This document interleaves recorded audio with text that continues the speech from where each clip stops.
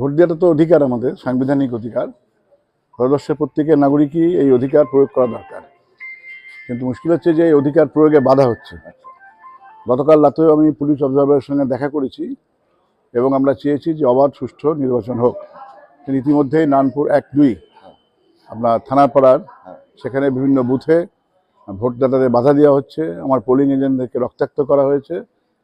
এটা তো গণতন্ত্রের পরিপন্থী। আমরা কমপ্লেন করেছি এবং আমরা দেখেছি যে তৃণমূল কংগ্রেসের লুটেরার দল, তারা ভোট লুট করে গণতন্ত্রকে ধ্বংস করার যজ্ঞে মেতেছে। যদিও এর সঙ্গে সঙ্গে পাশাপাশি মানুষ প্রতিবাদ করছে, প্রতিরোধ হচ্ছে সর্বত্র। মানুষ প্রতিরোধ করেই তার যে ভোটদানের যে অধিকার, সে অধিকার সুরক্ষিত করছে। আপনি যাচ্ছেন এখন? আমি যাবো নারায়ণপুরে।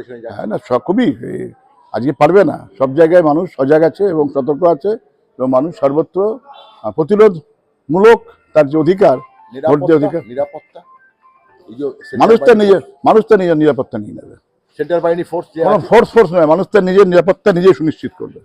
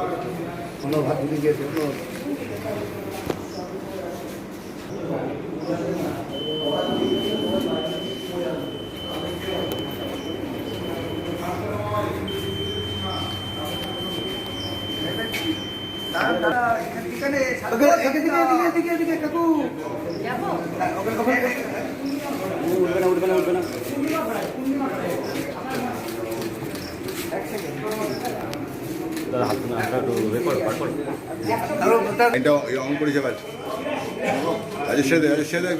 গিয়ে ঢুকা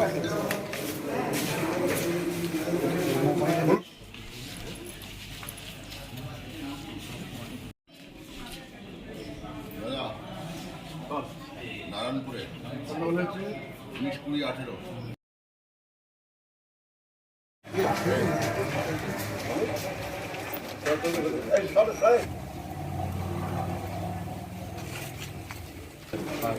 दाइयो बाबा